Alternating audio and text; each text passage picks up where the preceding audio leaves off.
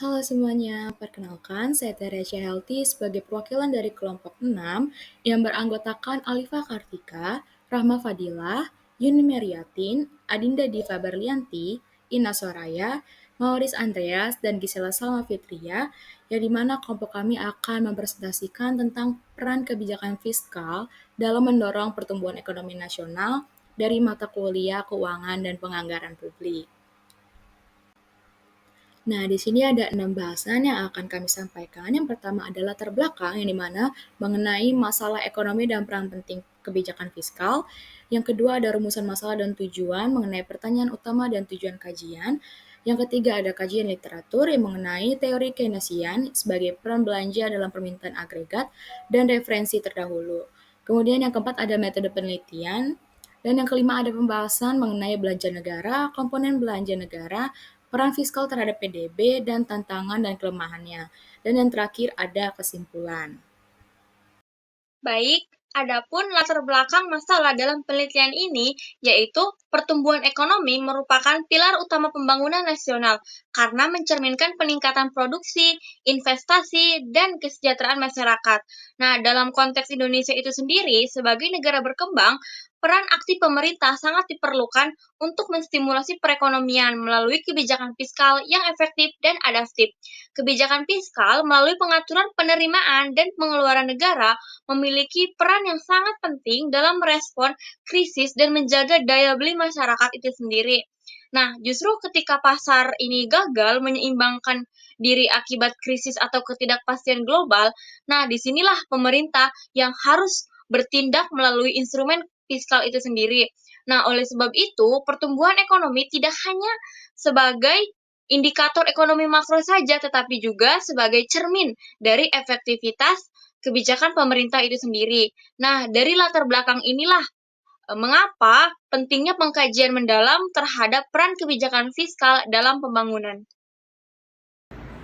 Adapun rumusan masalah dan tujuan dari artikel ini, yaitu artikel ini dilandasi oleh pertanyaan utama, yaitu bagaimana peran kebijakan fiskal dalam mendorong pertumbuhan ekonomi nasional. Nah, tujuan dari penelitian ini untuk mengkaji kontribusi kebijakan fiskal terhadap pertumbuhan ekonomi dan mengidentifikasi faktor pendukung maupun penghambat efektivitasnya. Dengan latar belakang kompleksitas pengelolaan anggaran di Indonesia, riset ini berusaha memahami peran fiskal dalam dinamika pembangunan ekonomi.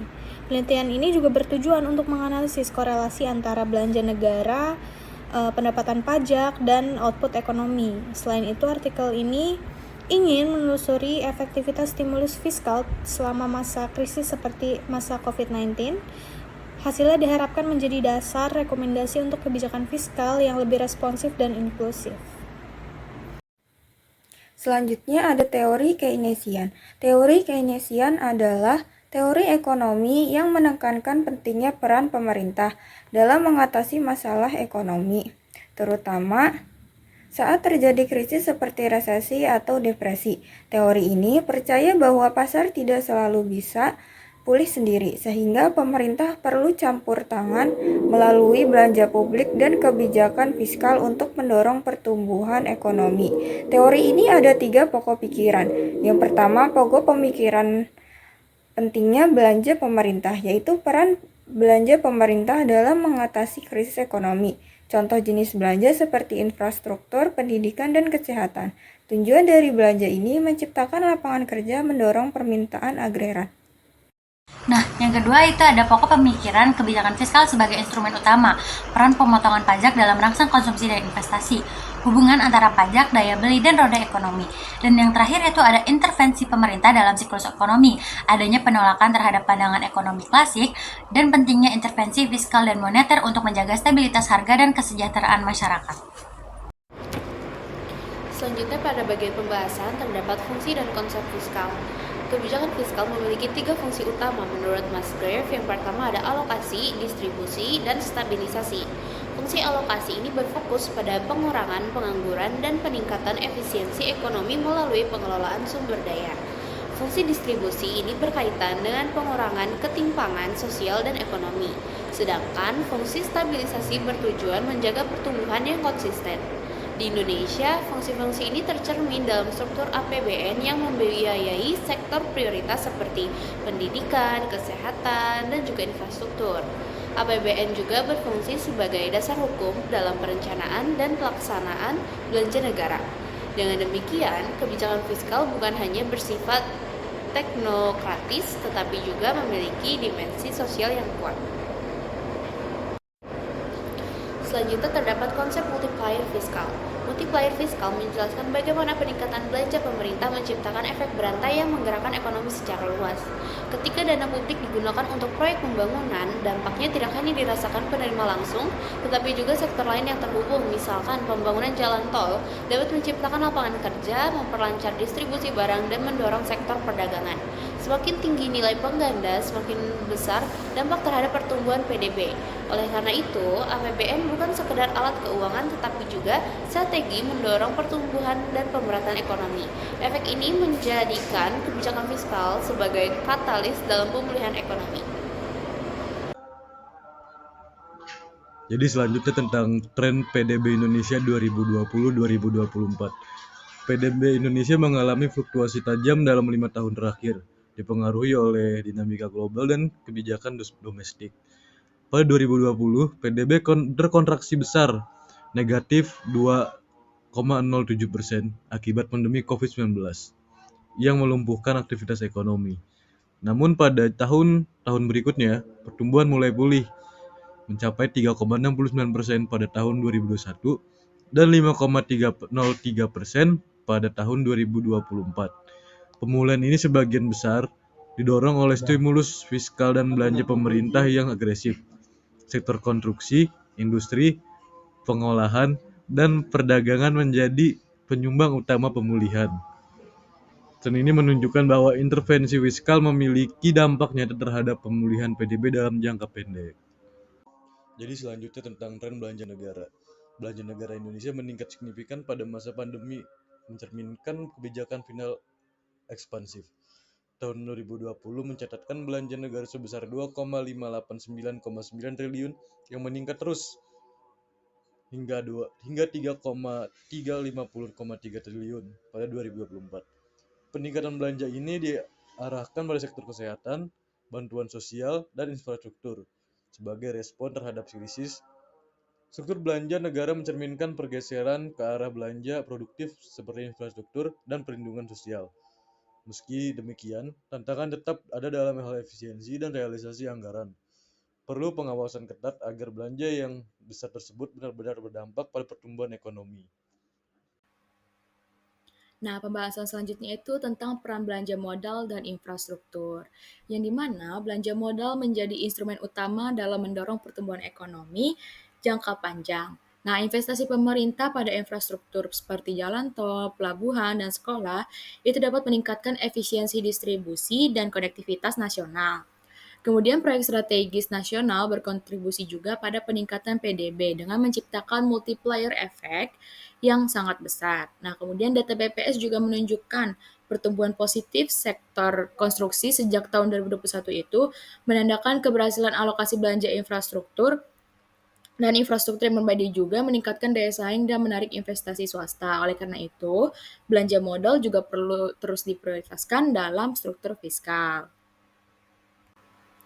Nah, pembahasan selanjutnya itu tentang stimulus fiskal saat krisis, yang dimana kebijakan fiskal menjadi penopang utama ekonomi Indonesia saat menghadapi pandemi COVID-19. Pemerintah meluncurkan program pemulihan ekonomi nasional atau PEN yang mencakup bantuan sosial, insentif pajak, dan subsidi UMKM. Realisasi belanja negara meningkat tajam untuk mencegah kontraksi ekonomi lebih dalam, meski PDB tetap negatif pada tahun 2020. Kebijakan ini berhasil menahan resesi yang lebih parah dan menciptakan dasar untuk pemulihan di tahun berikutnya. Nah, pertumbuhan ekonomi positif pada 2021 menunjukkan efektivitas stimulus fiskal dalam menjaga stabilitas ekonomi. Hal ini menegaskan pentingnya persiapan fiskal dalam menghadapi krisis.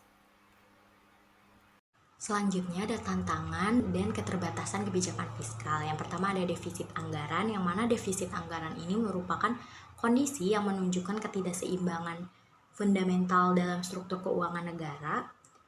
yang mana kebutuhan belanja publik ini terus meningkat sementara kemampuan menghasilkan pendapatan ini belum memadai. Yang kedua ada utang pemerintah, yang mana utang pemerintah yang terus membengkak ini akan menjadi konsekuensi langsung dari defisit anggaran yang berkelanjutan dan dapat menciptakan beban fiskal jangka panjang yang semakin berat. Nah, tingginya rasio utang terhadap PDB ini dapat meningkatkan kerentanan fiskal negara terhadap fluktuasi pasar keuangan global. Yang ketiga yaitu rendahnya tax ratio. Di banyak negara berkembang, rasio pajak terhadap PDB ini seringkali berada di bawah 15%, jauh lebih rendah dibandingkan dengan rata-rata negara maju yang mencapai 30-40%. Kondisi ini tuh mencerminkan basis perpajakan yang sempit, tingginya ekonomi informal yang tidak terjangkau sistem perpajakan, kepatuhan wajib pajak yang rendah, serta administrasi pajak yang belum optimal. Nah, selanjutnya itu ada efektivitas belanja yang belum merata. Efektivitas belanja pemerintah terhambat oleh distribusi yang tidak merata antar daerah dan antar sektoral. Nah, ini tuh menciptakan kesenjangan dalam pembangunan khususnya di daerah-daerah yang terpencil. Nah, efisiensi anggaran juga menjadi tantangan yang serius dalam memaksimalkan dampak belanja pemerintah. Kesimpulannya yaitu kebijakan fiskal terbukti memiliki peran strategis dalam mendorong pertumbuhan ekonomi di Indonesia, terutama melalui belanja modal dan stimulus krisis. Namun, efektivitasnya masih dipengaruhi oleh kualitas tata kelola, kapasitas institusi, dan juga koordinasi antar sektor. Nah, tantangan seperti defisit, utang pemerintah, dan rendahnya tax ratio juga harus diatasi agar fiskal tetap berkelanjutan. Nah, belanja negara juga perlu diarahkan pada sektor-sektor produktif dengan perencanaan dan pengawasan yang lebih baik. Kolaborasi fiskal ini dan moneter juga dibutuhkan untuk menjaga stabilitas makroekonomi. Dengan perbaikan tersebut, kebijakan fiskal dapat menjadi motor penggerak pembangunan jangka panjang. Cukup sekian dari kelompok kami, kurang lebihnya mohon maaf. Wassalamualaikum warahmatullahi wabarakatuh.